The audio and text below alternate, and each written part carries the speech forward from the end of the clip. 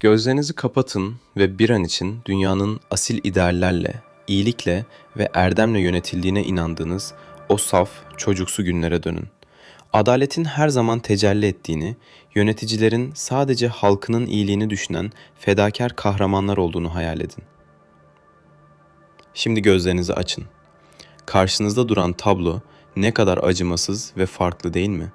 Televizyonu açtığınızda gördüğünüz güç zehirlenmesi yaşayan liderler, ofisteki amansız rekabet savaşları, uluslararası krizlerdeki o soğukkanlı ve acımasız diplomatik hamleler. Hepsi size usulca tek bir gerçeği fısıldıyor. Dünya olması gerektiği gibi değil, olduğu gibi yönetilir. İşte bu rahatsız edici, buz gibi gerçeği bundan tam 5 asır önce Floransa'nın loş ve entrika dolu koridorlarında kağıda döken bir adam vardı. O, adını duyduğunuzda aklınıza hile, kurnazlık ve manipülasyon gelen, isminden Makyavelizm diye bir kavram, adeta bir lanet doğan 500 yıldır siyasetin görünmez diktatörü, Niccolo Machiavelli. Bugün onun o karanlık ama gerçekçi felsefesinin derinliklerine iniyoruz.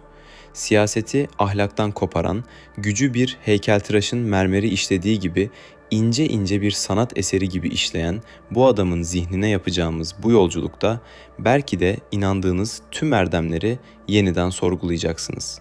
Hazırsanız ahlakın bittiği ve gerçeğin başladığı yere, siyasetin mutfağına adım atıyoruz.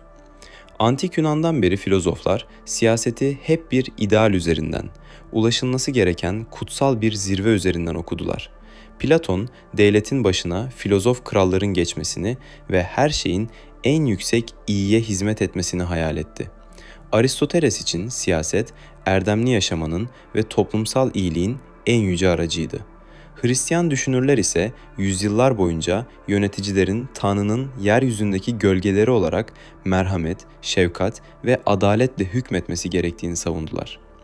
Ama Machiavelli sahneye çıktığında elinin tersiyle bu 1000 yıllık ütopik masalları bir kenara itti. O, göklerdeki kusursuz devletlerle değil, yeryüzündeki kanlı, çamurlu ve kaotik gerçeklikle ilgileniyordu.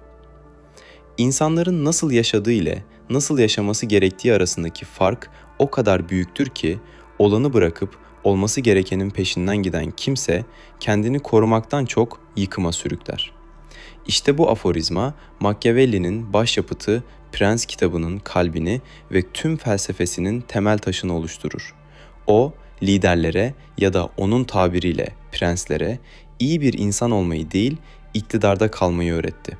Çünkü onun soğuk dünyasında eğer iktidarı kaybederseniz halkınız için yapmayı planladığınız o harika ve iyi şeylerin hiçbir önemi kalmazdı.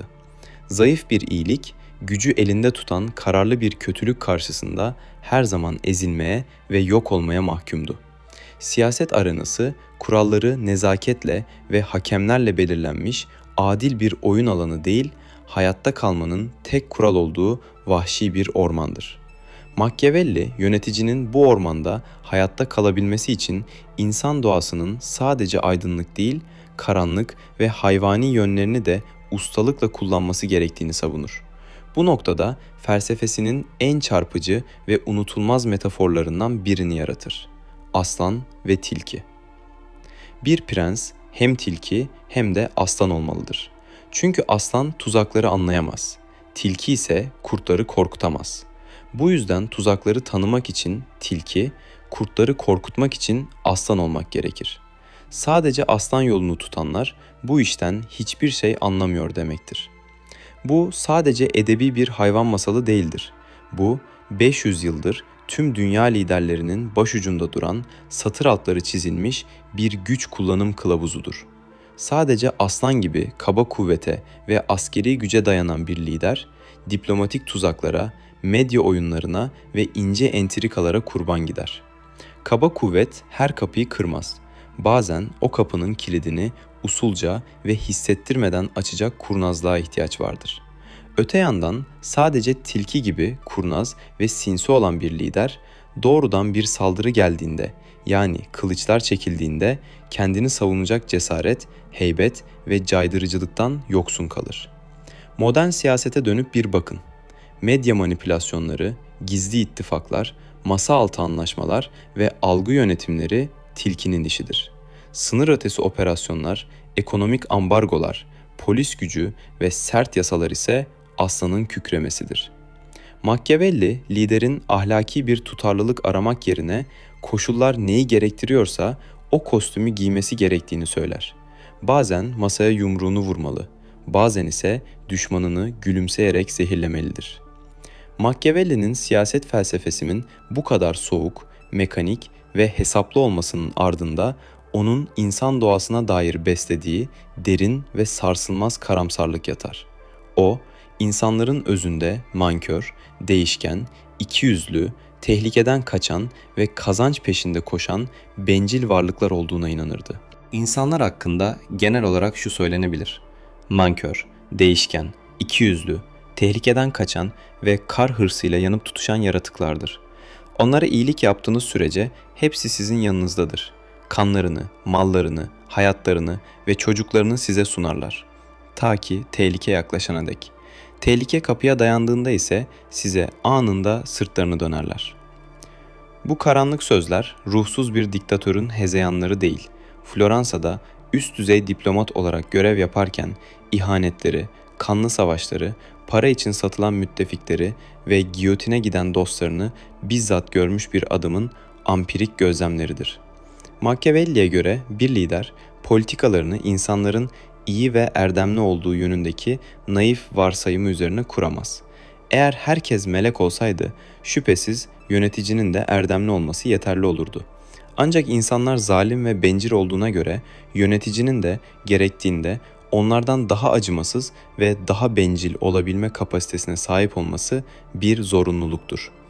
Onun insan doğasına dair en acımasız tespiti ise miras ve para üzerinedir. İnsanlar babalarının ölümünü unuturlar ama miraslarının ellerinden gitmesini asla unutamazlar. Bu yüzden liderin merhameti çoğu zaman bir zafiyet olarak algılanır. Lider, insanların canından çok cüzdanlarına değer verdiğini bilerek hareket etmelidir. Sevilmek mi, korkulmak mı? Ve geliyoruz o meşhur, asırlardır tartışılan liderlik paradoksuna.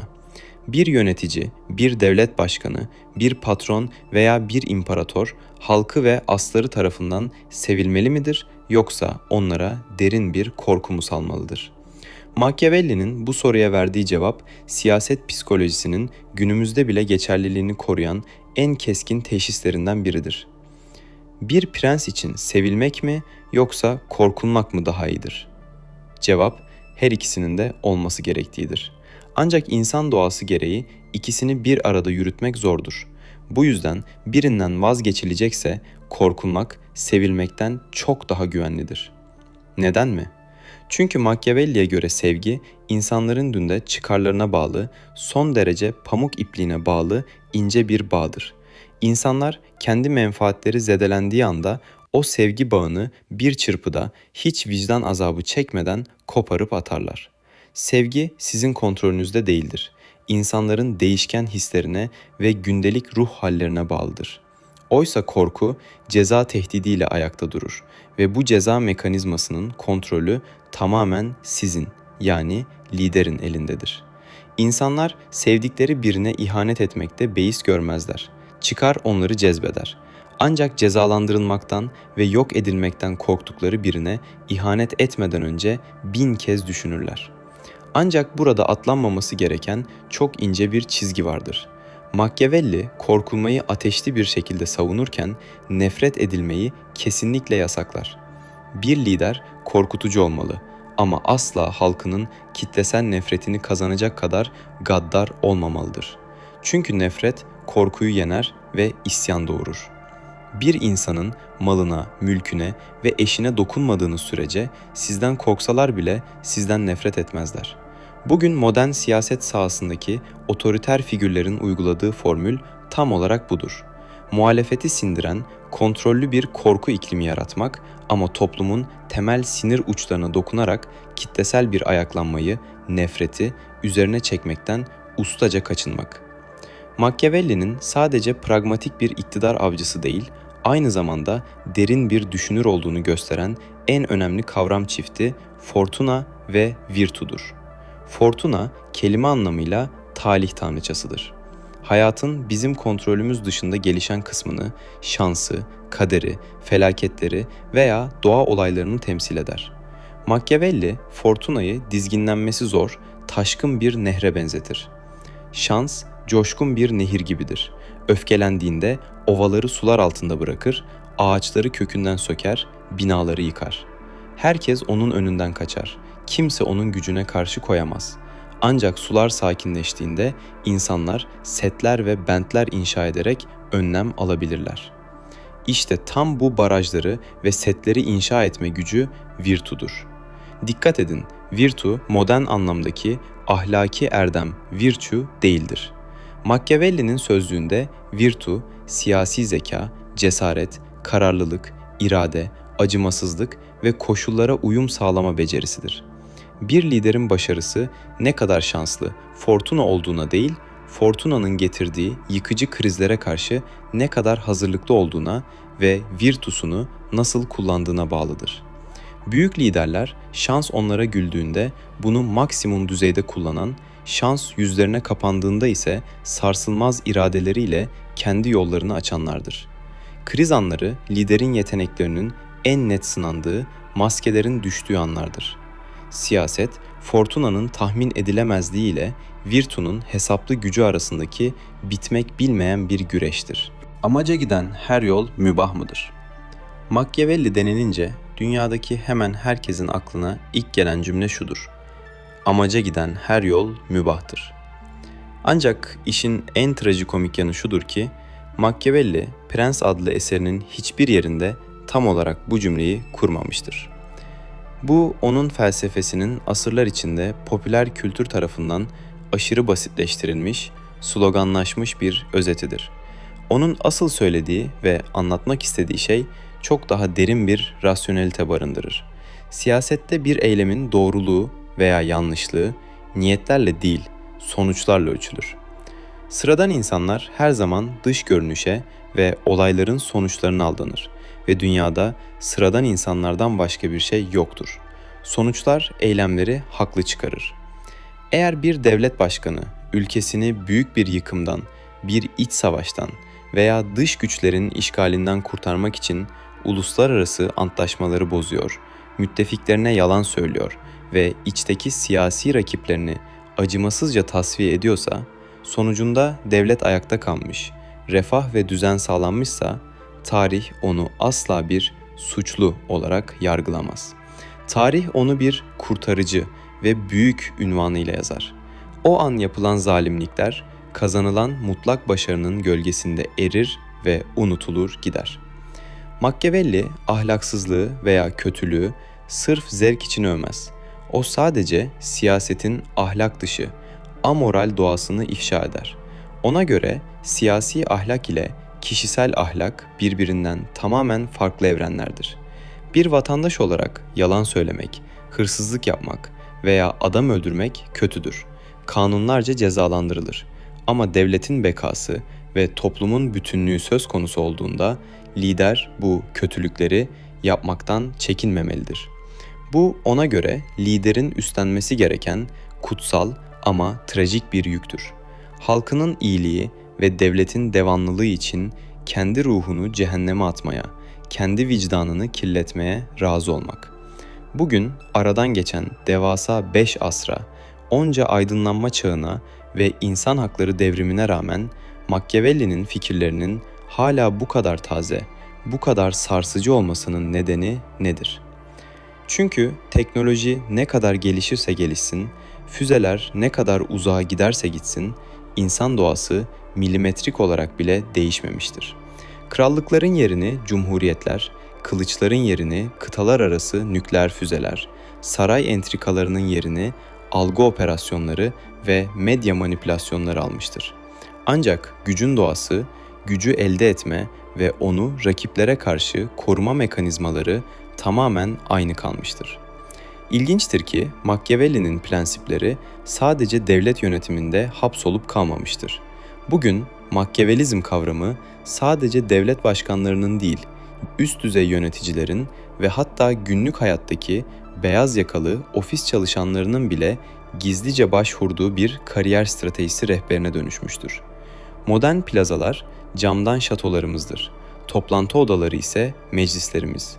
Bir şirkette terfi almak, rakiplerini ekarte etmek ve gücü konsolide etmek için izlenen yollar 16. yüzyıl İtalya'sındaki zehirli entrikalardan farksızdır. Bir yönetici kriz anında bütçeleri acımasızca kesip işten çıkarmalar yaptığında aslandır. Rakip firmaların pazar payını yutmak için arka kapı diplomasisi yürüttüğünde ise tam bir tilkidir. Silahlı peygamberler her zaman kazanmış, silahsız olanlar ise yıkıma uğramıştır. Machiavelli'nin bu sözünü modern dünyaya uyarladığınızda tablo çok nettir. Ne kadar haklı, ne kadar dürüst veya ne kadar inovatif fikirleriniz olursa olsun, eğer bu fikirleri savunacak, rakiplerinizi alt edecek gücünüz, sermayeniz, network'ünüz, stratejiniz, yani çağdaş silahınız yoksa o harika fikirler masada kalmaya, siz de kaybetmeye mahkumsunuz. Haklılık, gücün omuzlarında yükselmediği sürece sadece romantik bir feryattan ibarettir. Machiavelli'nin gerçeklik aynasında yaşamak, siyaseti teolojinin ve ahlakın boyunduruğundan kurtaran, devletlerin dostluklarla değil, çıkarlarla hareket ettiğini, realizm teorisinin temeli, haykıran Niccolo Machiavelli bizi konfor alanımızdan çıkaran adamdır. O, yastığımızın altındaki o tatlı, ninni gibi çalan idealist masalları susturur ve bizi dışarıdaki dondurucu soğukla yüzleştirir. Dünyanın adil olmadığını kabul etmek can sıkıcıdır. İyilerin her zaman kazanmadığını, ahlaklı ve dürüst olmanın her zaman ödüllendirilmediğini bilmek içimizi acıtır. Ancak Machiavelli bizi bir seçim yapmaya zorlar. Ya masum ideallerimizin peşinde koşarken gerçekliğin çelik çarkları arasında ezileceğiz ya da bu oyunun acımasız kurallarını öğrenip kendi kaderimizi tayin edecek bir güç geliştireceğiz. Ünlü düşünür Jean-Jacques Rousseau'nun da o dehasıyla fark ettiği gibi Machiavelli krallara ve prenslere ders veriyor gibi görünürken aslında halka en büyük dersi vermiştir. Bizi yönetenlerin maskelerinin arkasındaki o soğuk, hesapçı yüzü göstermiştir. O karanlık, tavizsiz ve kan donduran felsefesiyle 500 yıldır siyasetin ana motoru, dünyanın işletim sistemi olmaya devam ediyor. Çünkü insanlık tarihi iyi niyetlerle döşenmiş yollarda felakete yürüyen naif liderlerin ve onların peşinden körü körüne giden masumların mezarlarıyla doludur. Siyaset devasa bir satranç oyunudur ve 500 yıldır tahtanın karşısında oturan, taşları nasıl feda edeceğimizi bize fısıldayan usta hala odur. Gözlerinizi açın, dünyayı hayallerinizdeki gibi değil, olduğu gibi görün. Tilkinin tuzağını fark edin, aslanın kükremesine hazırlıklı olun. Niccolo Machiavelli'nin acımasız dünyasına hoş geldiniz. Zira aslında o dünyadan hiçbir zaman ayrılmamıştınız.